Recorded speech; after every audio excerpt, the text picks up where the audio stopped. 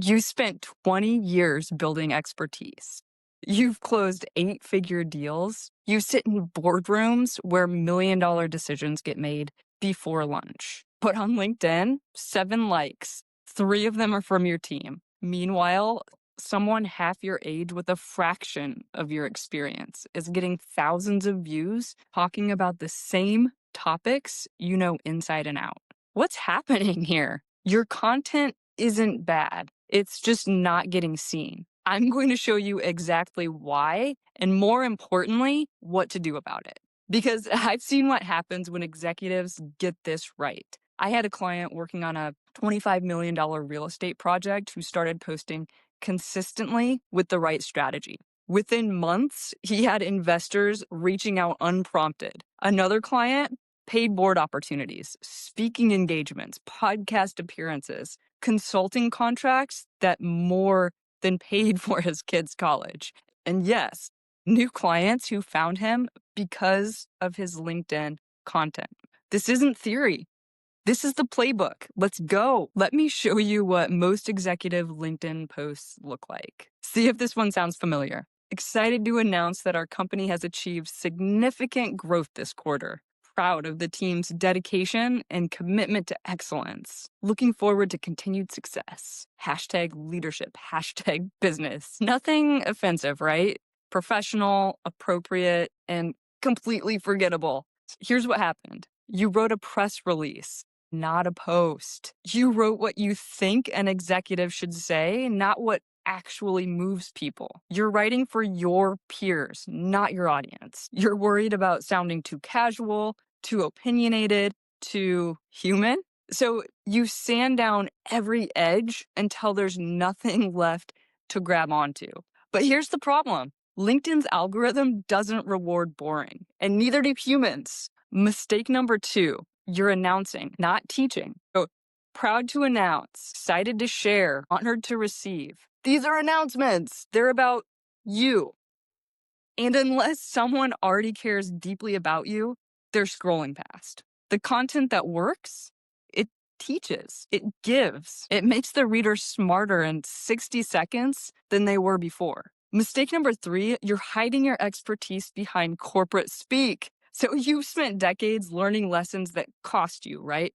And stress, money, mistakes, and sleepless nights. But when you post, you write like a company memo. We believe in fostering synergistic relationships that drive stakeholder value.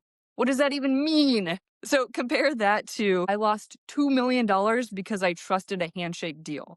Here's the one contract clause that saved everything. Which one are you reading? The real problem? You're invisible to the algorithm. And here's what most executives don't understand. LinkedIn is a game, and if you don't know the rules, you're playing blindfolded. The algorithm prioritizes content that keeps people on the platform. So that means content that gets comments, not just likes, content that gets saved, content that gets shared, content that keeps people reading. So your corporate announcement probably gets a polite like and then everybody moves on. The algorithm sees that and says, nobody cares about this, and stops showing your future posts. It's not personal, it's math. Okay, so if that doesn't work, what does? Let me give you the exact frameworks I use with clients who've generated millions in opportunities from LinkedIn. Here's the first framework. It's the problem, agitate, solution. This is the foundation. And here's the structure. The problem.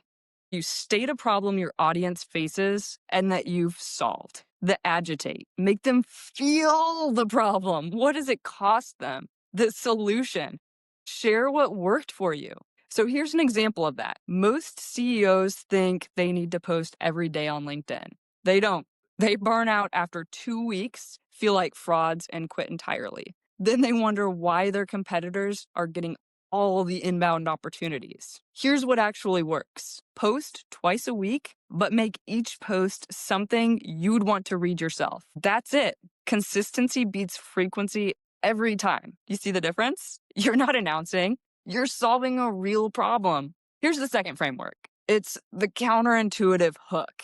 Do you want to know the fastest way to get attention? Say something that sounds wrong. Start with a statement that makes people think, wait, what? So here's an example. The best leaders I know never inspire their teams. I fired our top salesperson yesterday. Best decision I made all year. Or your company's values are probably making you weaker. And then you explain the nuance. But that hook, that stops the scroll. Here's why this works. Our brains are wired to spot patterns. When something breaks the pattern, we pay attention. Don't be contrarian just for the shock value. Be contrarian when you have a genuine insight. Here's the third framework. It's the lesson story structure. This is my personal favorite for executives because it lets you showcase expertise without bragging. So here's the structure. It's the lesson, like a bold first line, and then the story. What happened that taught you this? And followed by the application. How can they use it? So here's an example of this in action. The best negotiation tactic I know is silence. I learned this closing a $15 million deal 3 years ago. We put our offer on the table. The other side started to counter. I just sat there. 10 seconds, 20 seconds, 30. The CFO started filling the silence. Within 2 minutes, they'd talked themselves into a better deal for us than I'd even planned to ask for. Next time you're negotiating, try this. Make your case, then shut up. Let them respond to the void. You would be amazed what people reveal when they're uncomfortable with silence. Do you see what happened there? You taught a lesson. You proved credibility with a real story, and you gave them something that they can use today. Here's my fourth framework. It's the curiosity gap. This is about writing openings that create a loop in the reader's brain that demands to be closed. So here's a bad opening. Here are 3 lessons about leadership. Here's a good opening. The CEO who taught me everything about leadership never led a company. Here's why that mattered. You've created a question in their mind that they need answered. They can't scroll away yet. Here's another example. I ignored advice that every business book tells you to follow. We grew 10x. The worst advice I ever got from the most successful person I know. There's one word I banned from my company. Revenue doubled. Here's the fifth framework, the vulnerability play. This one is really hard for executives, but it's powerful. Share a failure, a mistake, a moment of doubt, and then share what you learned. Here's why this works. It's human. It's memorable. It builds trust faster than any success story. It gives others permission to be imperfect. Here's an example. I froze in a board meeting yesterday. A director asked about our Q4 projections. I knew the answer. I've known this stuff for 20 years, but my mind just blanked. 10 seconds of silence that felt like 10 minutes. Finally, I said, "Give me a second. I want to give you the exact number, not a guess." Nobody cared. The meeting moved on. Later, 2 people told me they appreciated that I didn't just BS an answer. Here's the lesson. Your brain will betray you sometimes, and that's okay. What matters is what you do in that moment. That's so much more interesting than any excited to announce our record quarter post. All right, framework number 6, the listicle, but only when done right. And yes, listicles, they can work, but most people do them wrong. Here's a bad listicle. 5 leadership tips. Here's a better one. 5 leadership rules I broke that doubled our revenue. The difference? Specificity and stakes. Each point should be counterintuitive or surprising, backed by a mini story, actionable. And here's the key. Each point should be 2 to 3 sentence minimum, not just bullet points. Give them meat. Okay, framework number 7. The here's what I'm seeing trend report. You're an executive. You see patterns that others don't, right? Share them. Here's the structure. I've talked to 20 CEOs, investors, and founders in the last 20 years. Here's what I'm seeing. And then list 3 to 5 trends with brief explanations. And here's why this works. It demonstrates insider knowledge, gives people information they can't get anywhere else, and it positions you as a thought leader. Here's an example. I've been in 15 boardrooms in the last 2 months. Here's what's keeping executives up at night. 1, AI isn't the threat. It's the speed of change. You get the idea. Okay, So I've given you 7 frameworks, but why do they work? Let me break down the psychology and platform mechanics. The algorithm wants engagement. LinkedIn's algorithm is looking for one thing. Will this post keep people on LinkedIn? When you write something like that, it makes people read until the end. It makes them comment. It makes them save it for later. And it makes them share it. And the algorithm says, this is really good content. And it shows it to more people. And your corporate announcement, people skim it, click it just to be polite. And then they're like, and they move on. No comments, no saves, no shares. The post dies. But when you write something using these frameworks, you're engineering for engagement. A vulnerability story, people comment to share their own experiences. A counterintuitive hook, people comment to agree or disagree. A lesson story, people save it because it's actually useful. And here's the psychology. It's pattern interruption. Our brains are prediction machines. We're constantly looking for patterns and ignoring things that fit what we expect. When someone's scrolling LinkedIn, they're in pattern recognition mode. They're skimming. They're scanning for something that breaks that pattern. Excited to announce? Skip. Proud to share? Meh, skip. Looking forward to? Skip. But I made a $2 million mistake? Wait, what? That's pattern interruption. You've earned 5 more seconds of attention. Now you have to deliver. Here's something that most people don't understand. The first hour matters most. If your post gets good engagement in the first 60 minutes, the algorithm shows it to more people. Those people engage, it shows it to even more people. It's like a cascade. But if your post gets nothing in the first hour, it's dead on arrival. So how do you win the first hour? Well, you post when your audience is active. So that's usually between 7 to 9 a.m. or 12 to 1 p.m. You write a hook so strong that they cannot scroll past. You make it really easy to comment, right? Ask a question, invite disagreement, make them want to share their experience. Here's why vulnerability and story work so well. Trust equals credibility times intimacy divided by risk. When you share a polished success story, you show some credibility, right? But there's no intimacy. It's distant. When you share a failure, a doubt, a mistake, you're increasing intimacy. You're lowering the wall. People trust you a lot faster. And when people trust you, they comment more authentically. They remember you. They reach out privately. Think of you when opportunities arise. And they think of you when opportunities arise. Here's something counterintuitive. The more simply you explain something, the more expert you seem. Most executives think that they need to use industry jargon to sound super credible, but experts can explain complex things really simply. Amateurs hide behind jargon. So when you write like you're explaining something to a smart friend over coffee, you reach a bigger audience. You seem more confident and you actually help people. And helping people is what builds real authority. Here's the first story. It's the $25 million real estate deal. So I had a client named Marcus, and he was working on a $25 million real estate development project. He needed investors. Before we worked together, his LinkedIn was the standard executive fare, right? Company updates, industry news reshares, the occasional congratulations post, 0 investor inquiries. We shifted his strategy.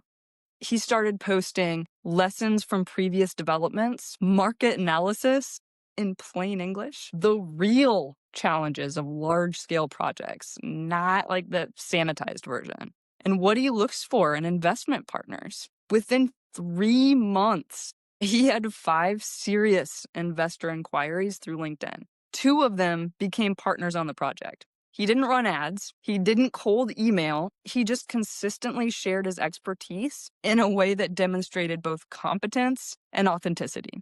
Those investors later told him that they'd been following his content for weeks. That's the power of this.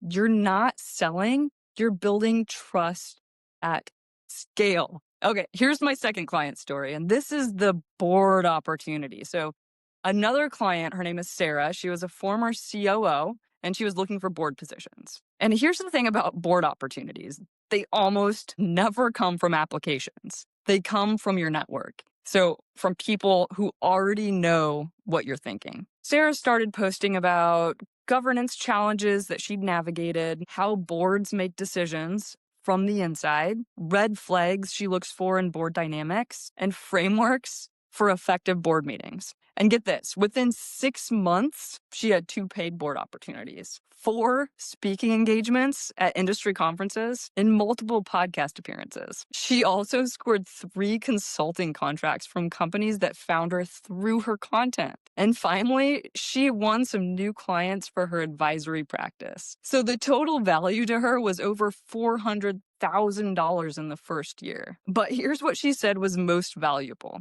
She said, I'm not chasing opportunities anymore. They come to me, and they come pre-qualified because they already know how I think. That's the shift from hunter to hunted. Here's my third client. He was a management consultant, and he was stuck at a certain rate ceiling. He was really good at his work, and his clients tended to just absolutely love him, but he couldn't break through to the next tier of clients. So we repositioned him through content.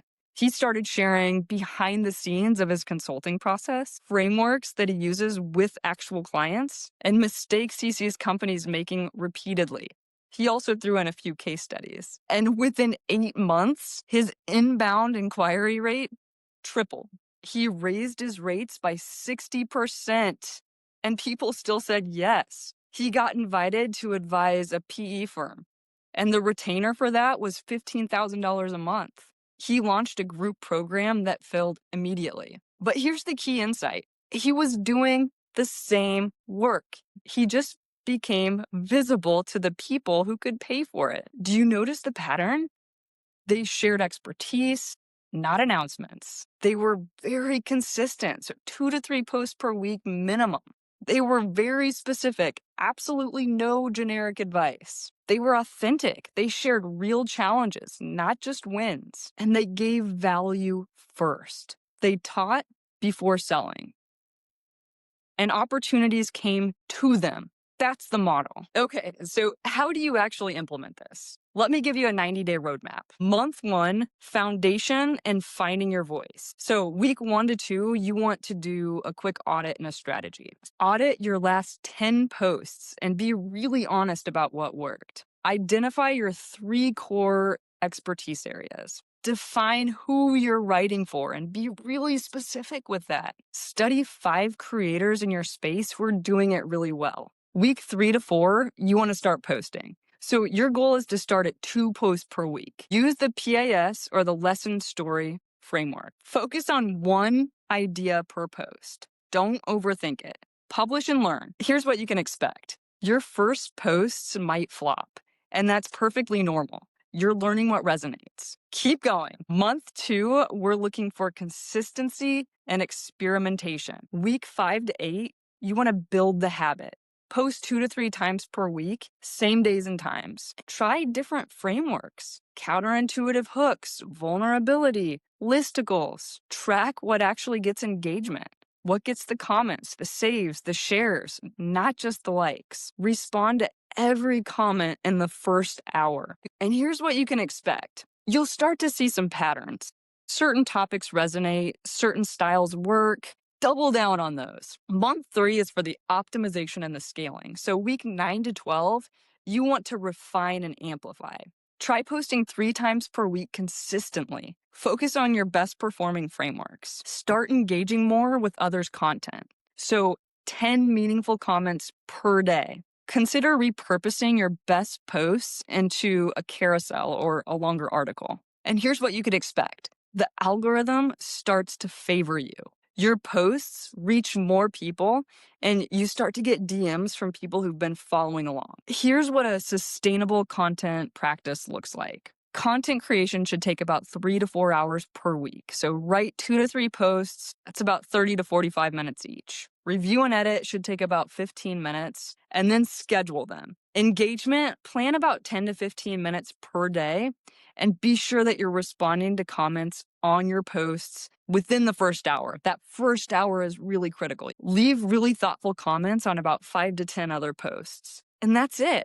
Your total time investment is only about 4 to 5 hours per week. And for the return, absolutely worth it. Here's how to never run out of ideas. Keep a running list. So in your notes app, in Notion, wherever you want, make a list of mistakes that you've made, lessons you've learned, questions people ask you, decisions you're wrestling with, things that surprised you, and advice you'd give your younger self. Whenever something happens that makes you think, that's interesting, write it down. For me, that happens a lot in the gym. I'll be listening to a podcast and I'll have to stop everything I'm doing, bust out my notes app, and write down my thought. That's your content bank. You'll never be stuck for ideas. Here's the last thing that you need to know.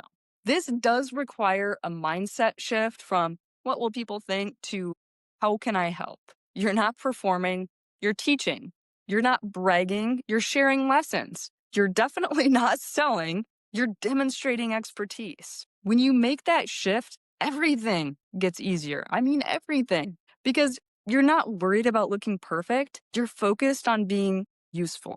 And useful always wins. Before we wrap up, I want to share something that might be a little bit controversial. This is my view on where LinkedIn is heading and why what I've taught you today matters even more in the future.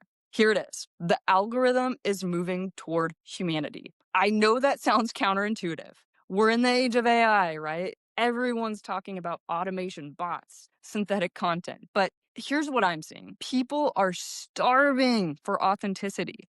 They can smell when somebody is using AI to write their posts. They can tell when you're just like regurgitating data.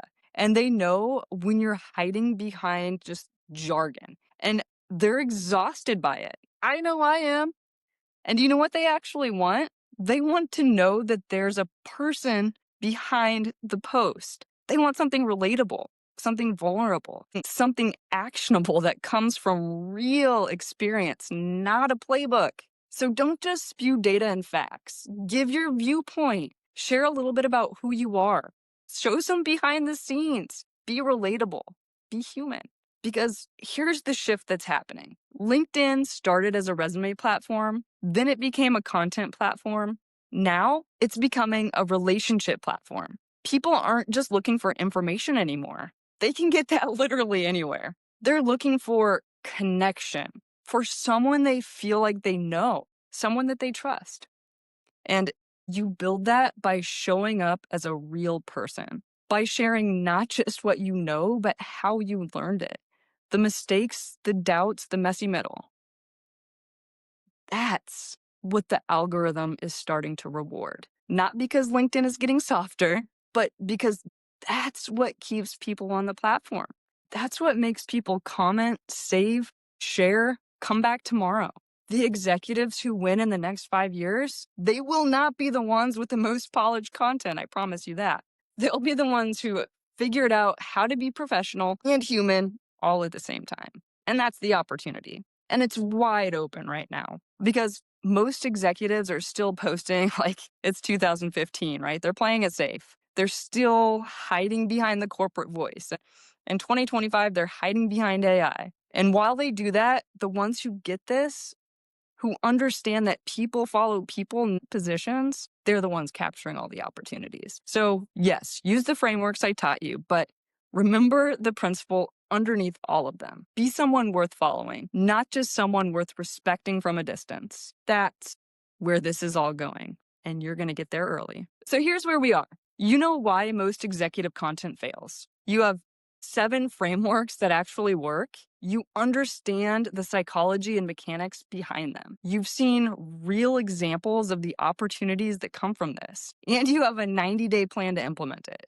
So now it's on you. You can keep pushing out the same safe, boring content that probably is going to get ignored, or you can start sharing what you actually know in a way that actually matters. The opportunities are real. The $25 million project, the board seats, consulting contracts, speaking gigs, the clients who come to you pre-sold, but they only come to people who are visible. So here's my challenge. Post something this week using one of these frameworks. Doesn't have to be perfect, just real. And then do it again next week. Because in 90 days, you could be getting DMs from people with real opportunities. Or you could still be wondering why your posts are getting 7 likes. It's your move. If you found this valuable, drop a comment and let me know which framework you're trying out first. And be sure to like and subscribe because I'll be breaking down even more of these strategies in future videos.